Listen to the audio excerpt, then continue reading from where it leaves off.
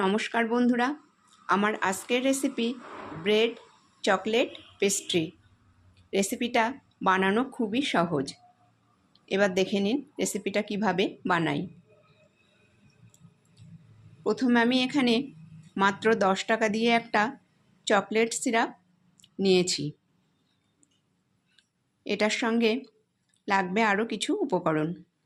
এখানে নিয়েছি আমি ব্রেড, এর থেকে মাত্র 6 পিস ব্রেড আমি এখানে নিয়েছি।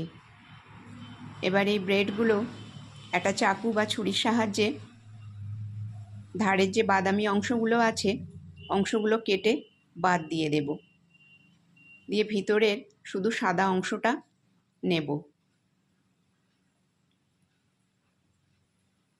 চারিদিক দিয়ে কেটে বাদ দিয়ে দিলাম বাদামি অংশটা, আর সাদা অংশটা নিয়েছি।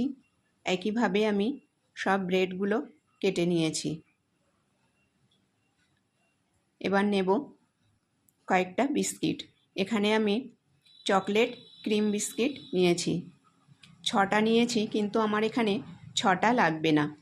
একটা চাকু দিয়ে ভিতরে এই ক্রিমটা আলাদা করে নেব।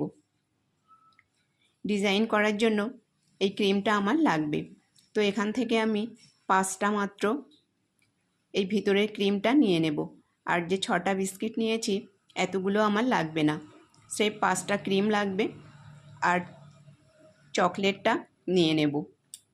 এবার গ্যাস অন করে কড়া বসিয়ে 1 কাপ মতো জল দিয়ে 4 টেবিল চামচ চিনি এর মধ্যে দিয়ে দিলাম। এবার বেশ কিছু সময় ধরে নাড়িয়ে একটা সিরাপ করে নেব। চিনির সিরাপটা হয়ে গেছে, এবার এটাকে নামিয়ে হালকা ঠান্ডা করে নেব। এখানে একটা প্লেট নিয়েছি। প্রথমে চকলেট সিরাপের মুখটা কেটে অল্প একটু চকলেট সিরাপ এই প্লেটের মাঝখানটায় লাগিয়ে দেব। এটা লাগানো হয়ে গেলে এর মধ্যে 1 পিস ব্রেডের টুকরো এইভাবে বসিয়ে দেব। এবার দিয়ে দেব চিনির সিরাপ। সিরাপটা একটু ঠান্ডা হয়ে গেছে, এবার চামচ দিয়ে এর মধ্যে অল্প দিয়ে দেব। অল্প অল্প করে চারিদিকে এটা এইভাবে ছড়িয়ে দেব। খুব বেশি দেওয়া যাবে না, তাহলে নিচ থেকে চিনির সিরাপটা বেরিয়ে আসবে। তারপর এর উপর দিয়ে দিচ্ছি চকলেট সিরাপ, দিয়ে একটা চামচ দিয়ে চারিদিক দিয়ে এইভাবে ভালো করে লাগিয়ে নেব। তারপর এর উপর আরও একটা ব্রেডের পিস দিয়ে আবারও একই রকমভাবে চিনির সিরাপ দিয়ে দেব। তারপর আবারও চকলেট সিরাপ দিয়ে দেব। ঠিক এভাবে বেশ কয়েকটা লেয়ার বানিয়ে নেব। আবারও একটা ব্রেড দিয়ে দিলাম, দিয়ে আবারও চিনির সিরাপ দিয়ে দেব। আবারও চকলেট দিয়ে দেব, চকলেট সিরাপ। আপনাদের কাছে চকলেট সিরাপ না থাকলে যে কোনো চকলেট দিয়ে গরম দুধ বা জল দিয়ে একটু লিকুইড সিরাপ বানিয়ে নিতে পারেন। দেখুন এখানে বেশ কয়েকটা লেয়ার আমি করে নিয়েছি। তারপর উপর থেকে চকলেট দিয়ে এটাকে খুব সুন্দরভাবে মাখিয়ে নেব।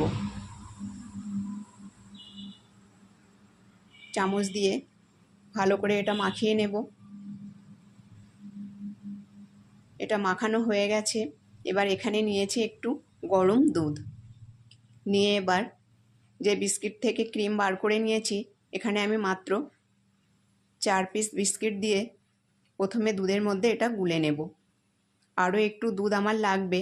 দুধ না থাকলে এখানে আপনারা জলের মধ্যেও গুলে নিতে পারেন। একটু গরম জল নিয়ে এই চকলেট বিস্কিটগুলো গুলে নিতে পারেন। দেখুন বিস্কিটটা আমি একটু থকথকে করে গুলে নিয়েছি। এবার এই চামচ দিয়ে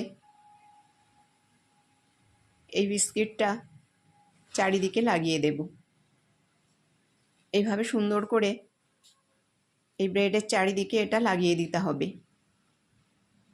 বন্ধুরা, বাচ্চারা অনেক সময় এই পেস্ট্রি খেতে বায়না করে, কিন্তু সব সময় তো দোকানে গিয়ে পেস্ট্রি কিনে নেওয়া সম্ভব হয় না।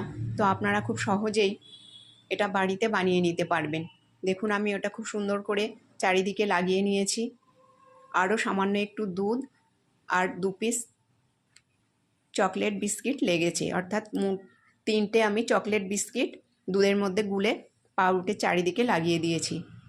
এবার ভিতরের ক্রিমটা ভালো করে গোল করে একটু চেপটে এর মধ্যে ঠিক মাঝ বরাবর দিয়ে দিলাম।